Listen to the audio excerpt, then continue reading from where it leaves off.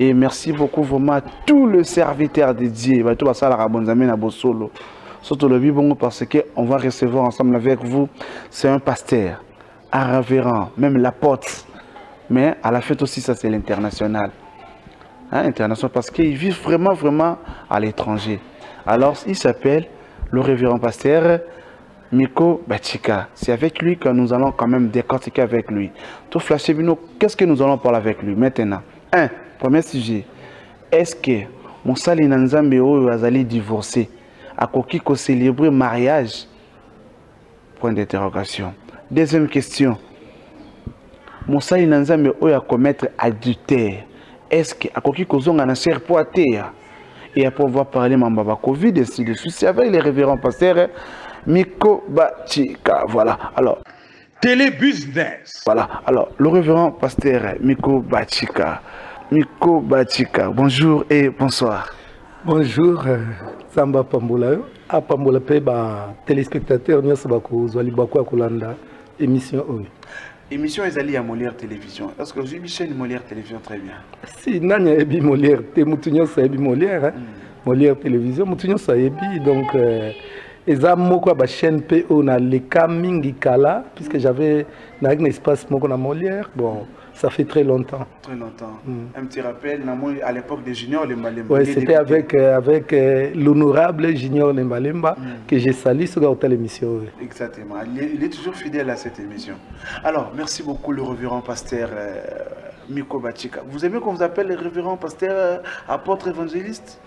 Ngai titrologie, frère seulement. Ngai titrologie et le Bélangue de l'autre côté. Titrologie, vraiment, ça me dit rien, puisque omi loba, omi bengi bishop, omi bengi pape, omi bengi apôtre, omi bengi je sais pas quoi. Mais ce qui est important, c'est ce que Dieu, Nzambe a été katinayo, yango est important. Parce que omi benga ngana pape, mais ba omona papoter katinayo te. Omi benga ngaza apôtre, mais azomona apostolat katinayo te. Mais ceux qui sont bien frère, batu bako mone loko a frère, na monya za docteur, na monya za enseignant, na monya za évangéliste. Donc ngai bato bako landa biso mingi ba ebinga, ba ebike na lobaki bo benga nga frère Miko. Ça ne me dérange pas puisque en tout je suis un frère. En tout, frère Miko Azali toujours frère. Merci beaucoup frère Miko, pasteur Miko, tout quelqu'un pasteur. Maman mo ga sanga papa, eza kilo ko benga frère, prépare au cocat. Exemple moi frère Branham azaki prophète, mais azali ngaba benga frère Branham. Voilà, na mono copier ma casse quelque part. C'est bon, eza loko eza réalité. Puisque oyebi je ne critique personne et nazo tanga mutute, mais Bible les autres ce sont les tonneaux vides, basala trop de bruit. Les loyers, ngai boye, mais tonneau et tonda mai, et ça le nom maquillé, était pour ébi que katinango, ils en a quelque chose. Donc, normalement, un homme de Dieu n'a pas besoin de titrologie. Bo benga ngai boye, le bagato bengo Jésus. Voilà, merci beaucoup. Voilà. Merci beaucoup. On est à titrologie. Hein? Réel, au Kenya, titrologie. Voilà, alors, titrologie, pas mal. Révérend, pasteur, frère, Tony Toyeba parcours nayo. Dans les cadres d'émission, c'est pendant au moins 3-4 minutes. Hein? On explique bien parcours nayo, comment commencer jusqu'à nos jours, aux awapi, aux utakape wapi, aux tonganini. Ça laisse aucun résumé. Nakumeka, mais c'est tellement difficile et compliqué. Donc, ça demande vraiment une mission mobimba pour nous le parcours nangai. Mais je vais essayer. Donc, nous avons en 1986. En 1986, na utaka poto. Donc nayaki lokola mutu nyonso ayaka ka ero to amso ba paye parisien moko akiti bomoni ga avion ngoni na ko mener mais nzobande koya na ngezalaki appel nzambe. J'avais 3 ans. Bon, eza appel o nzambe banda ko sala ngai. Donc nayaki un jour bengi nga ba invité na église. Donc na katika na mukuse na kota na katite puisque eza vraiment tellement compliqué. Donc OK na l'église ndé na kekutana nzambe. Donc un jour na website ndé na kutana nzambe. Ezalaki na ACK actuel, mais dans les temps anciens ce n'était pas ACK, c'était Assemblée de Mavungu. Vous avez Rekini? Te, Mavungu na Bandal. Na Bandal, oui, je vois. Mavungu na Bandal, donc ensemble de Mavungu, et à situé na avenue Mavungu numéro 2, donc juste derrière la maison communale. Il y a Bandalungwa. Lelo et comme ACK avec évêque Pascal Mokuna, que je salue beaucoup. À l'époque, il y avait pasteur titulaire d'Aïnan. Et à là qui vraiment la pasteur titulaire, puisqu'il y avait un collège d'anciens, il y avait 7 anciens au Bazariko Kambabiso. Il y a ok, d'accord. Il y avait ancien Philippe. Nayoki Kakufa. Il y avait ancien Chimankinda. Chimankinda Azame na ebité na suite na été. Il y avait ancien René Akufa. Il y avait épargné évêque Mukuna.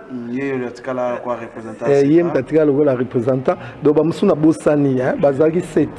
Donc na 7 wana ndenge mona même évêque Mukuna bazo benga évêque. Évêque wana ezelo ka bandi ngo leloti. Puisque ancien c'est un évêque. Donc ndenge to benga ba ancien. Donc mbala moko yango wana lelo ba kuma benga évêque. Ils ont un cadre wana. C'est ça.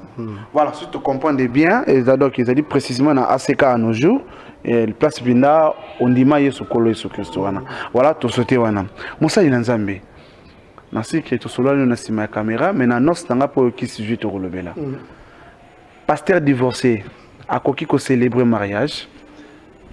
Ah bon, les questions sont tellement compliquées, tellement compliquées, mais la golubana ndenge na grâce au nzambatika tinangai. Un pasteur divorcé, d'abord un Bible les autres exceptions divorce. Bible et boy divorce. Donc déjà pasteur tant à divorcer, ils ont le la moi tâche moko ils ont zoakati à ministère naé. Ils ont moi tâche. Alors Bible les autres que l'homme ne donne que ce qu'il a. Tant où il y a déjà molli moi divorce à Katinayo, il y a un danger que tu puisses communiquer en aussi na bateau. Donc ils ont moi danger. Mais c'est aussi complexe. Donc, pasteur, tant à divorcer, est-ce qu'il y a un modèle ou bien un modèle? Mais il y a des circonstances où ils ont la vie, donc ils ont poussé à divorce. Mais il n'a jamais permis, mais quelles que soient les circonstances, la Bible qu'on permet. Oui, puisque il y a sur l'Obaki. Tant que Moïse a l'Obaki, comment l'être à divorce, tout ça là, il y a à répondre que au commencement, ce n'était pas ainsi. Donc, à renvoyer Bangwalbi malgré Moïse Alobaki. Mais ndenge mokile salema, ezalaka likama divorcé. Ngala koy même kolobaki na koy tourner bino que na pensé en Nzambe. Nzamba tikala ko kanisa divorce existait. Donc Nzambe na boule netan azo sala mokili, abula jamais un jour mutupa au divorcer. Yango moni Moïse a komaki na position moko mubulu même Yesu tant ba ko tunaye et ça qui est mon boulot. Ah bon, nous sommes les autres mais nous avons salaka mokil nanga qui est à la bongoté. Vous comprenez? Donc divorce c'est vraiment et le moment ils n'ont jamais na penser en Zambie. Donc tant que pasteur a divorcé, ils ont pensa likama. Donc bref que moi personnellement je suis contre les divorces. J'aime pas ça. Mais vous n'avez pas bien répondu. Vous allez contre, vous aimez pas ça, c'est bon, mais expliquez bisou pasteur à cause zonga na cher até à l'issous. Ou soit non, par suivre à célébrer un mariage, si d'accord, oui, si ce n'est pas d'accord, expliquez bien. Parce que nous avons moins un peu de réserve. Si on a besoin avec les écritures, tu as pasteur divorcé, tu as même même pasteur non marié, pasteur à balaté, est-ce que à quoi il peut pas la libala?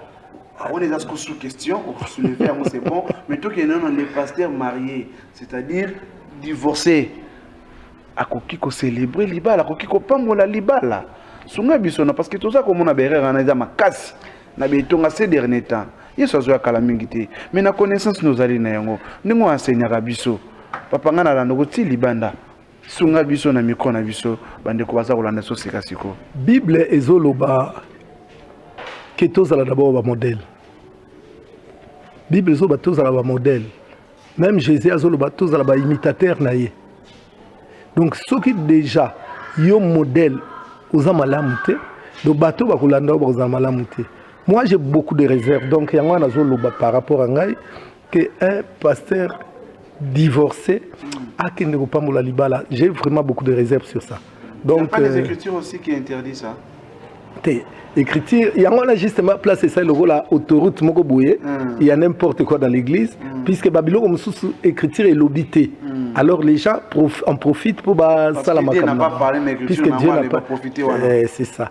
Pour Bible lobby clarté que oh ce pasteur a divorcé, alors pas mola libala té lobby en côté. Mais Bible lobby tous là-bas imitateur. OK, ça dit beaucoup. Tous là-bas imitateur, oh bazo conduire biso. Mais ceux qui ont déjà divorcé. Et puis on nous dit que l'homme ne donne que ce qu'il a. Nous au monde. Donc c'est ça. Bah divorce, c'est celui qui a un jour. Tu as penza na kotalisa. Pourquoi va passer pour divorcer? Les gens n'ont pas bébé. Si va passer pour divorcer, bah moussous. Tant que bazana ba lien ba célibat na ba famille. Et là tu peux yo commis pasteur que lien célibat katani. Nous au monde. Aux pasteur mais lien wana to réclamation wana to loi établie wana dans la famille na bino que bino bovanda to bovanda na libala te to bobala te e golanda yo soki katana te un jour mon aga pasteur oh a boy moi so na comme na moi mususu tala entourage ya famille wana soka za papa tala bana na ye omona bana et puis bana ga vie wana omona bandeko ne ba ga na vie donc ezama comme na bango famille donc ya on a le mingi ba pasteur puis il faut le délivrance puisque soki te et kozala kaka ndenge yoza donc ndenge kaka eza na famille na bino ils se reproduire pas na kozala pasteur exclure yote oza mutu normal liboso nzambe bandoki babanga na bango pe omoni Pierre mosel na nzambe yeso c'est Satan t'a réclamé pe Bible ezolobake Satan a commis koloba mnoka Pierre mais Pierre était avec Jésus. Donc il y a les autres il faut tout le délivrance même ceux qui sont pasteur il y a le biso pasteur to comme na divorce mususu baza au monde pasteur intègre azana e mabeti aza pasteur intègre banga nzambe mais seulement ba condamnation à famille landier et puis aimiyebi ozomona oyebi na mutu moko Nathalie na pasteur moko Nathalie divorce Nathalie bana na 4 bana tous les 4 bana ba divorce. Oui, na bengue na nzambe luka délivrance. Abinde délivrance na papa. Est-ce que ça par hasard les loyaux divorcés? Tala bana no 4. Bango nyos soit divorcé. O mon até comme na famille, grand frère na divorce. Ozo mon ngote. Donc et à si je me soucie mais il fallait tout chrétien pourquoi puisque ba passer bazana bango bien. C'est un pasteur qui craint Dieu. Azotambo la penza na intégrité en Zambé mais seulement problème na ezali que ba réclamation à famille ba lois établies ba condamnation ba lien et bendié et sali que a divorcé donc tant tout le monde a bon ya on a oublié que c'est un peu compliqué les kamwana est-ce que pasteur wana est-ce que ça propre et sali moi tâche o lingo linga te mesali moi tâche pour arranger ngo soki sali moi tâche pour arranger ngo koki kosala nini na likanisi koki kopesa te eloko akosala eza te eloko akosala d'abord avant na banque aluka nanu délivrance aluka délivrance soki aluki délivrance soki vraiment nzambe asali ngulu mpo na nga akozonga akosala mosala nzambe mais seulement na kati ya mosala nzambe akosala ayebake alingalinga te tâche ça katina yi et là le rwanda tout ça la CV na CV na yo histoire ba changer ga yango te donc ekotika la kaka même cassé judiciaire ata kotaka prison ba kangaka innocemment mais ba ko komaka sala ka prison vous omona eloko wana donc ils ont yango il faut éviter car eloko wana tout ça non motuna moko soulever qui na souci na biso ya makasi au lobby un pasteur non marié peut aussi célébrer au kapropambo la pelibala. Quelque part, c'est trop profond. Puisque moi, je trouve très mal. Okay. Je trouve très mal. Si on a des critères, même pour nos anciens, il faut que la moto azali marié, azana bana, aza un bon père de famille. Il faut diriger. Bible est même que il faut diriger comment diriger l'église de Nzambe. Donc toi-même, tu n'arrives pas à te marier. Oui, ça peut Et que le cas que aux jeunes pasteurs, tant que vous avez moi âge à Mouké, vous avez 20 ans, 23 ans, 25 ans, je ne sais pas. Mais tant que âge c'est coli, vous avez un mbongo.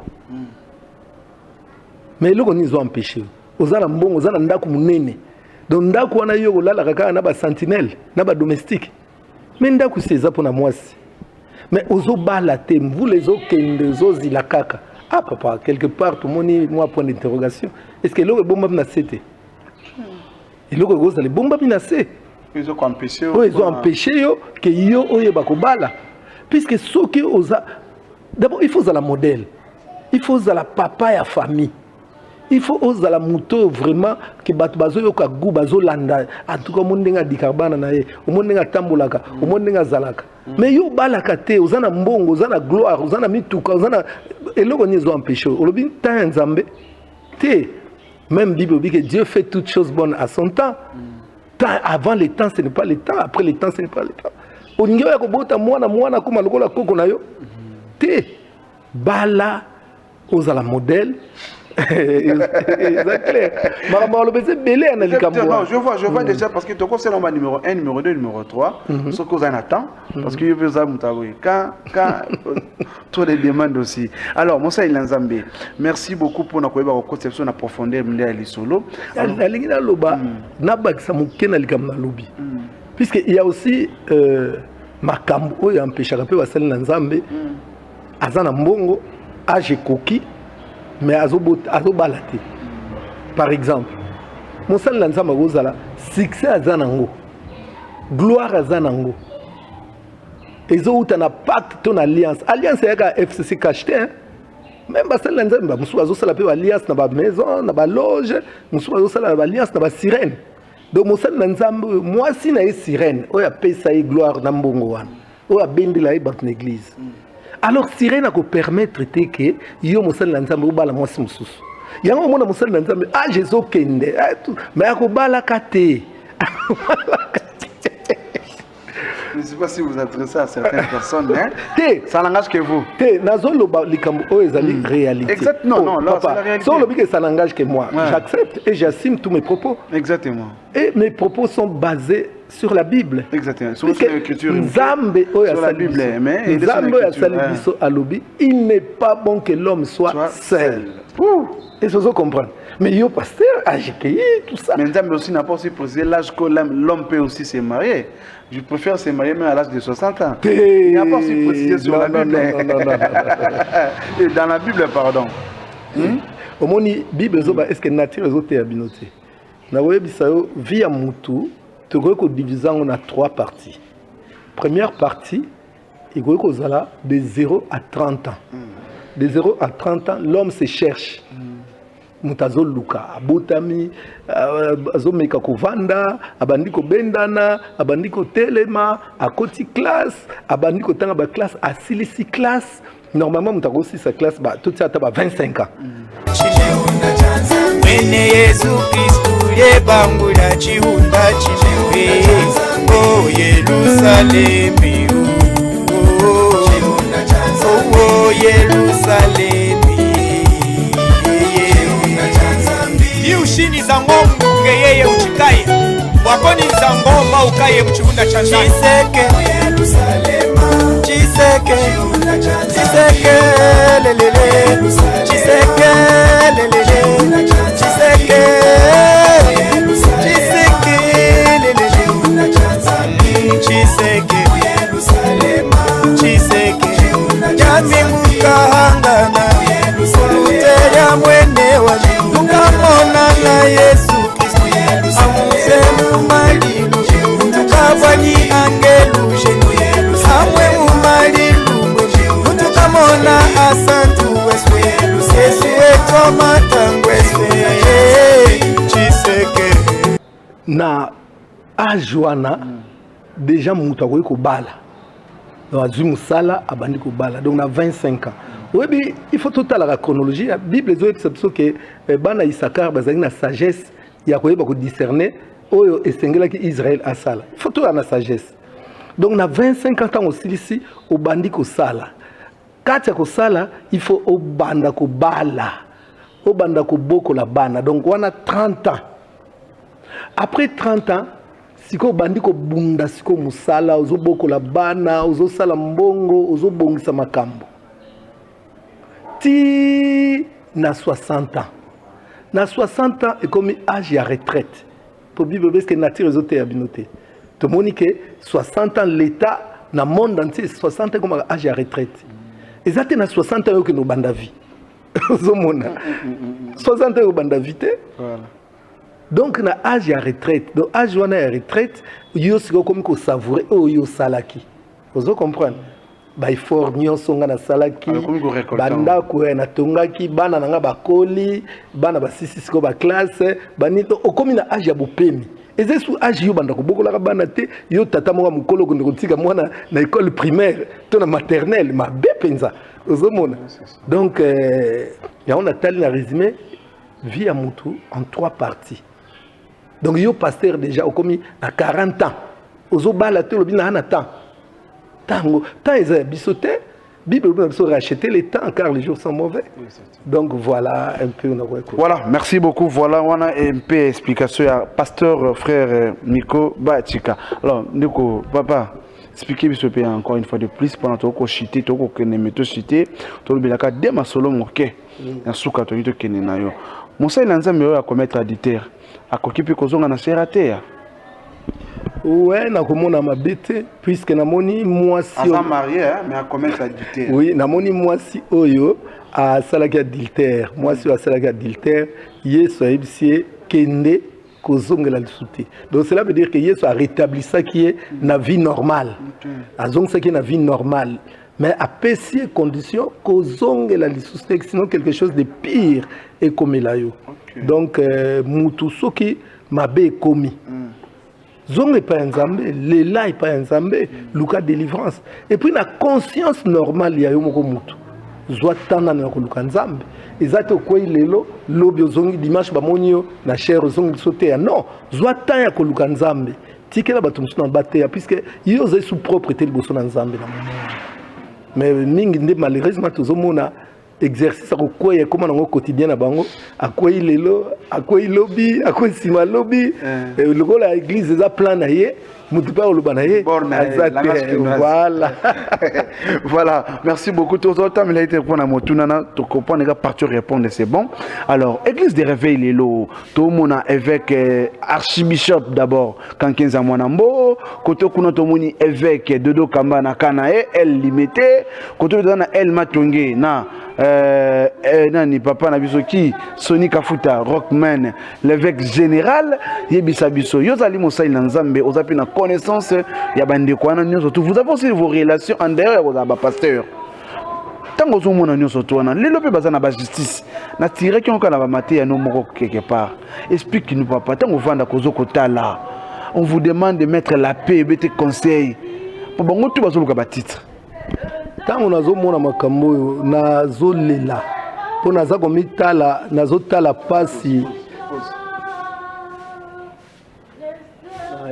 makambo ezoleka na église de réveil vraiment naza komitia na place ya yesu oyo afutaki prix monene mpo na église na ye yesu alobaki je bâtirai mon église et je me pose des questions est-ce que église yango yesu abatisaki kaka yango oyo to oyo eza plein ya bato. Donc, vraiment, j'ai des doutes. Nazana, elle, mon côté, on a d'accord. Ezala, elle, il y a Soni Kafuta. Ezala, elle, il y a Nani, il y a évêque Kankenza. Naza, d'accord, on a bango sauté. Donc, Nyonso, Naza, d'accord, on a bango te. Modèle, baza, comme église. Église, lelo, est comme un tribunal. Bazo, samba, makambo. Po ba oué la nini. Les autres c'est bon zambe zate. Webi na website no likamoko. Yesu tango yaki akutaka ba église, akutaka ba pharisien, akutaka ba sadducéen, akutaka ba scribe, batu ba iko sambela. Yesu pa na iko kene ba église na bango. Oh Yesu akina synagogue, yaki ba église na bango. Mais Yesu tango atali ba pratique ezala iko lekawana. Yesu aningisi mutu. Yesu atomol mungongo alobi, je bâtirai mon église. Donc cela veut dire oyo ba église na bino et vous allez différent église na ngana kosala.